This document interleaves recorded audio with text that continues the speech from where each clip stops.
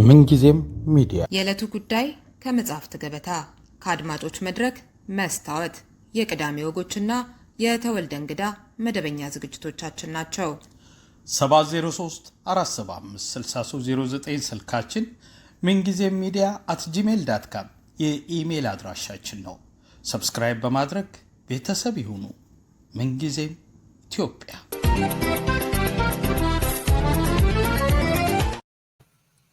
ሰላም ጤና ይስጥልኝ። የምንጊዜም ሚዲያ ቤተሰቦች የህዳር 19 2018 ዓ.ም የዕለቱ ጉዳይ ፕሮግራማችን ጀምሯል። የተለያዩ መረጃዎችን ወደ እናንተ እናቀርብና እናንተ አድማጮቻችን በመልእክት ማስቀመጫ ሳጥን ካስቀመጣችሁልን አስተያየቶች ጥቂቶቹን ወደ እናንተ መልሰን የምናቀርብ ይሆናል። እንድትከታተሉ እንጋብዛለሁ። በምስራቅ ወለጋ ታጣቂዎች በፈጸሙት ጥቃት አንድ አቃቤ ሕግን ሲገድሉ 4ቱን አግተው ወሰዱ። በኦሮሚያ ክልል ምስራቅ ወለጋ ዞን ጅማ አርጆ ወረዳ ታጣቂዎች በፈጸሙት ጥቃት አንድ አቃቤ ሕግ ሲገደል 3 የሕግ ባለሙያዎች ደግሞ ታግተው መወሰዳቸውን የኦሮሚያ አቃቢያን ሕግ ማህበር አስታውቋል። ለደህንነታቸው በመስጋት ስማቸው እንዳይገለጽ የፈለጉ የኦሮሚያ ጠቅላይ አቃቤ ሕግ ቢሮ አንድ ባልደረባ ይህንን ዘገባ ለሰራው ለቢቢሲ እንደተናገሩት ድርጊቱ የተፈጸመው ረቡዕ ህዳር 17 2018 ዓ.ም ከሰዓት ጅማ አርጆ ወረዳ ሀራ ቀበሌ ውስጥ ነው። ታግተው ከተወሰዱት መካከል አንድ ሹፌር እንደሚገኝበት ግለሰቡ ጨምረው ገልጸዋል። አቃቢያን ሕጎቹ ላይ በታጣቂዎቹ ጥቃት የተፈጸመባቸው ለስራ ወደ ጅማ ያቀኑ በነበረበት ወቅት ነው።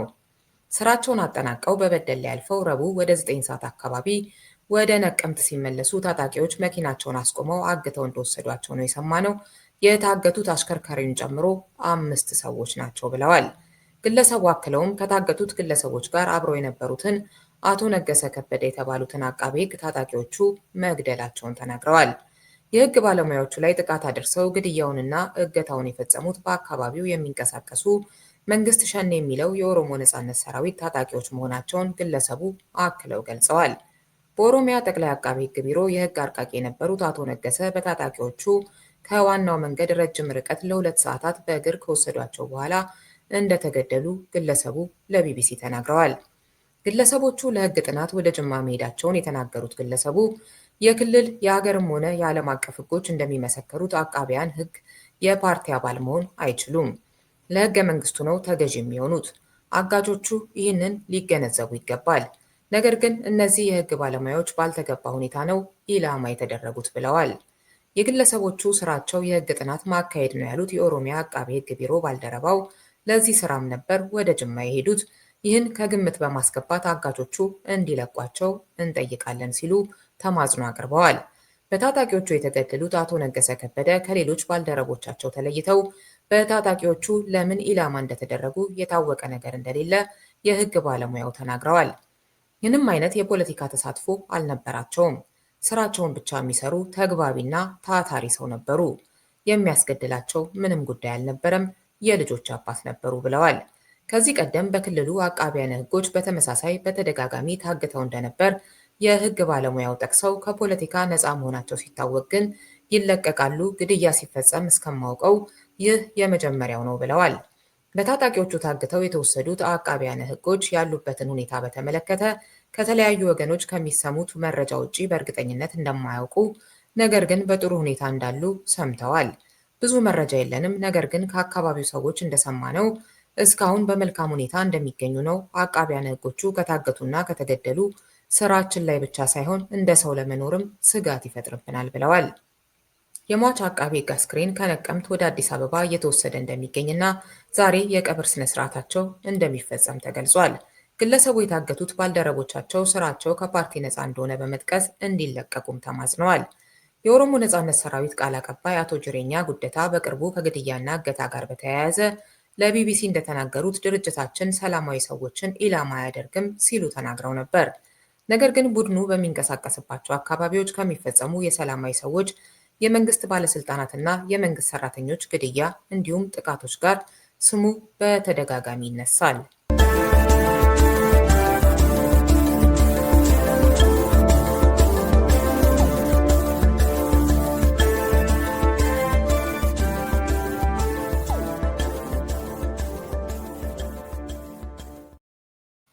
በአማራ ክልል የተለያዩ አካባቢዎች ገቢ ለመሰብሰብ በሚል የተዘረጉ ኬላዎች በፍጥነት እንዲነሱ የክልሉ ገቢዎች ቢሮ ትዕዛዝ ሰጠ። ይህንን ትዕዛዝ ተላልፎ በተገኘ ማንኛውም የመንግስት አካል ላይ የጸጥታ ኃይሎች ለሚወስዱት እርምጃ ቢሮው ኃላፊነት የማይወስድ መሆኑንም አስታውቋል። ቢሮው ይህንን ያሳወቀው በክልሉ የዞንና የከተማ አስተዳደር ስር ላሉ የገቢዎች መምሪያዎች ከትላንት በስቲያ ረቡዕ ህዳር 17 2018 በጻፈው ደብዳቤ ነው። መስሪያ ቤቱ ትዕዛዙን ለመምሪያዎቹ ያስተላለፈው የአማራ ክልልን የኢኮኖሚ እንቅስቃሴዎች ገድተዋል የተባሉ ኬላዎች እንዲነሱ ከክልሉ ሰላምና ጸጥታ ቢሮ ደብዳቤ ከተጻፈለት ከአንድ ሳምንት ገደማ በኋላ ነው። በአማራ ክልል የተለያዩ አካባቢዎች የተቋቋሙ ኬላዎች የግብርናና የኢንዱስትሪ ምርት እንቅስቃሴን ሲያስተጓጉሉና ሲያዘገዩ እንደነበር በደብዳቤው የጠቀሰው የክልሉ ገቢዎች ቢሮ ያልተገባ ክፍያ በማስከፈል የምርት ዋጋ እንዲጨምር ማድረጋቸውን አትቷል። እነዚህ ድርጊቶች የኑሮ ውድነትን በማባባስ በሸማቾች ላይ ጫና ማሳደራቸውንም ደብዳቤው አክሏል። በአማራ ክልል ገቢዎች ቢሮ የከተማ አገልግሎት ገቢ ባለሙያ የሆኑት አቶ አሰፋ ወርቅዬ ዞኖችና ከተሞች ኬላዎችን ሲያቋቁሙ የነበረው ገቢን ለመሰብሰብ በሚደረግ ጥረት እንደነበር ይህንን ዘገባ ለሰራው ለኢትዮጵያ ኢንሳይደር አስረድተዋል። ሆኖም በተወሰኑ ኪሎ ሜትሮች ልዩነት የሚቋቋሙ ኬላዎች መበራከታቸው የአሽከርካሪዎች መጉላላት ማስከተሉን እንዲሁም በእነዚህ ቦታዎች የሚጠየቁ ክፍያዎች የምርት ዋጋ ጭማሪ እንዲኖር ማድረጉን አብራርተዋል።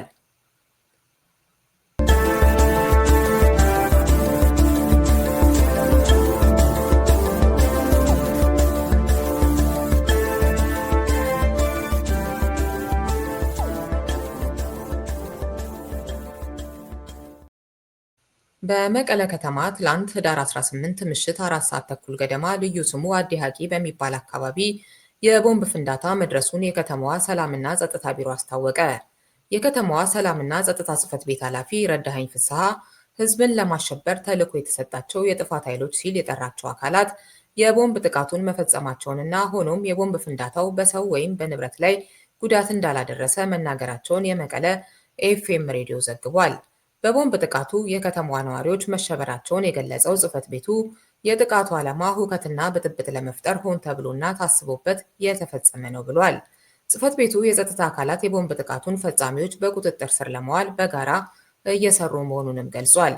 መሰል ጥቃቶችን በማቀነባበር ተግባር ላይ የተጠመዱ ግለሰቦች በከተማዋ ውስጥ ከፍተኛ ችግር እንደተፈጠረ በማስመሰል ሐሰተኛ መረጃዎችን እያሰራጩ ነው በማለት የከሰሰው ጽሕፈት ቤቱ ሆኖም ከቦምቡ ጥቃት ውጪ ሌላ አንዳችም ችግር አልተፈጠረም ብሏል።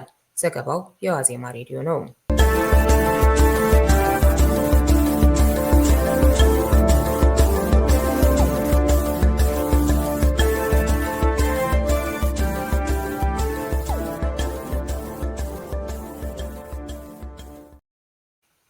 ትራምፕ ከሶስተኛው ዓለም ሀገራት የሚመጡ ፍልሰተኞችን ለማስቆም ማቀዳቸውን ገለጹ። የአሜሪካው ፕሬዝዳንት ዶናልድ ትራምፕ በዋሽንግተን ዲሲ 2 የብሔራዊ ጥበቃ አባላት ላይ አንድ የአፍጋኒስታን ዜጋ ተኩስ በከፈተበት ማግስት ከሶስተኛው ዓለም ሀገራት በሙሉ ወደ አሜሪካ የሚደረግ ፍልሰትን ለማቆም ማቀዳቸውን ጠቁመዋል። የዩናይትድ ስቴትስ ስርዓት ሙሉ በሙሉ እንዲያገግምና በሚሊዮኖች የሚቆጠሩ የባይደን አስተዳደር ህገወጥ ቅበላዎችን ለማቋረጥ ከሁሉም የሶስተኛ ዓለም ሀገራት ፍልሰትን በቋሚነት አስቆማለሁ ሲሉ በትሩዝ ማህበራዊ ሚዲያቸው አማካኝነት ያስታወቁት ውሳኔን አስደንጋጭ ሲሉ የጠሩት ብዙዎች ናቸው።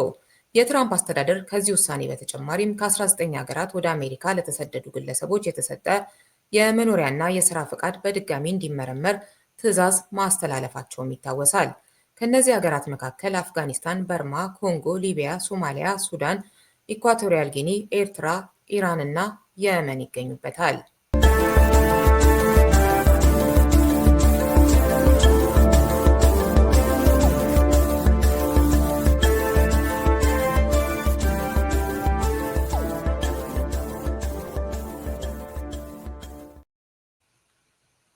በመቀጠል እናንተ አድማጮቻችን ወደ አስቀመጣችሁልን የስልክ መልእክቶች እናልፋለን።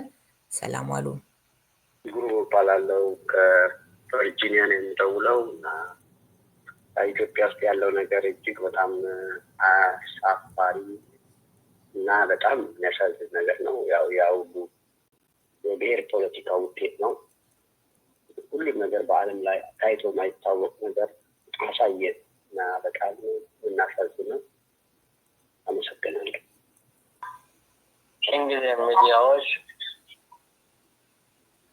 አመሰግናለሁ። ስለምታቀርቡት ተመጣጣኝ አስተሳሰቦች እጅግ ላመሰግናችሁ እወዳለሁ። ምደውለው ከኒውዮርክ ስቴት ውስጥ ነው፣ ከሮቸስተር። ስሜ ለጊዜው የቆየኝ። አንድ ግን ላቀረባችሁት ጥያቄ አንድ አሳሰብ ወይም ሀሳብ መፈለግ ፈልጋለሁ። ያዘጋጃችሁት የጠየቃችሁት ጥያቄ የጠቅላይ ሚኒስትሩን በድሬዳዋ ላይ ያቀረቡትን ሀሳብና የማምዳኒን መመረጥ ምን እንማራለን የሚል ነው። ጥሩ ነው። ግን ሁለቱ በጣም ተቃራኒ ወይም ደግሞ የተለያዩ ናቸው። ምክንያቱም ጠቅላይ ሚኒስትሩ የሚናገሩት ስለ ብሔር ነው። ድሬዳዋ ላይ የዚህ ብሔር ነው ነው የሚለው። ለዛውም ለሚመረጠው ሜየር ወይም ደግሞ የከተማ ከንቲባ።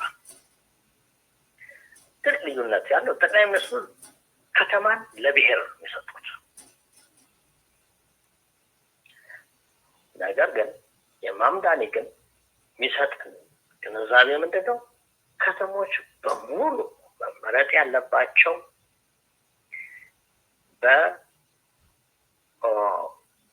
በከንቲባ ነው። ከንቲባ ለመምረጥ ደግሞ ከተማ ውስጥ የሚኖረው ማህበረሰብ እንጂ ከዛ ውጭ ያለው አይደለም። ምን ማለት ነው? እኔ በኒውዮርክ ስቴት ውስጥ ነው የምኖረው።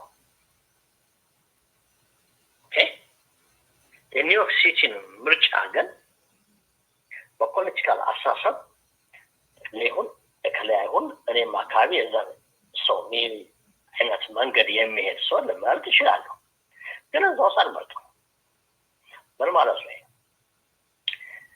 ኒውዮርክ ስቴት የሚመርጠው የኒውዮርክ ከንቲባ የሚመርጠው ኒውዮርክ ሲቲ ውስጥ የሚኖረው ሁሉ ህዝብ ነው።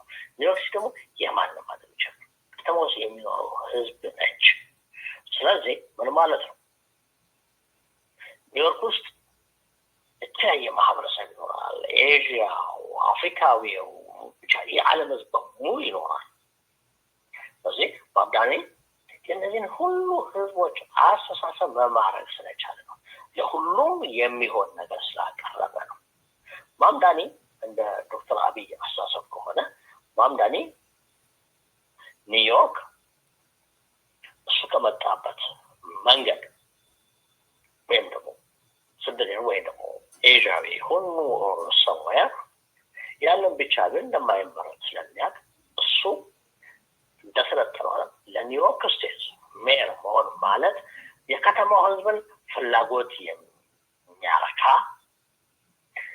ሁሉንም ማህበረሰብ በእኩል ደረጃ ሊያስተዳድር የሚችል አሳሰብ በማምጣቱ የኒውዮርክ ህዝብ ማለት የኒውዮርክ ደግሞ የተለያየ ማህበረሰብ የተለያየ የዓለም ማህበረሰብ የሚኖርበት ነው።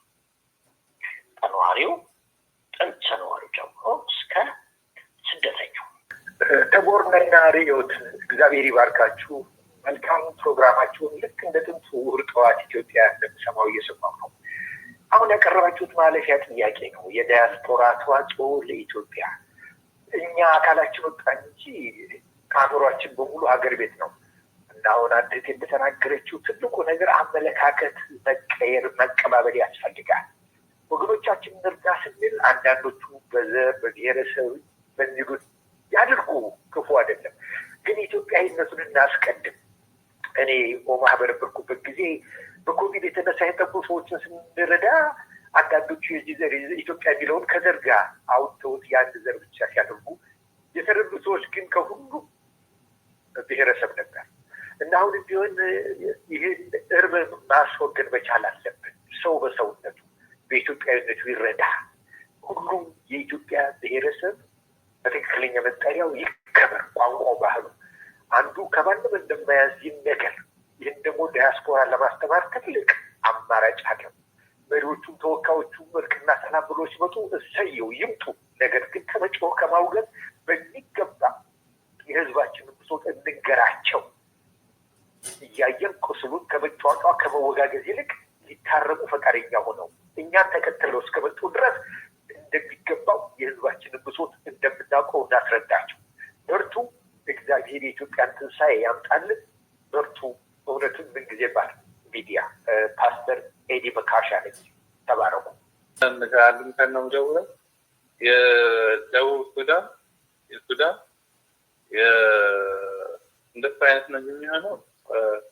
ወንድማችን እንትና የጻፈው ልደቱ አያለ እሱ የሚሆነው ህብረተሰቡ የሰለጠነ ሲሆን ብቻ 100% ለኢትዮጵያ የሚጠቅሙ ብዙ ሰዎች የሉ እና አደጋ ላይ ነች ያለች ኢትዮጵያ። እንዳትፈርስብን መጸለይ ያለብን። ከአቅም በታች ናቸው በብዛት።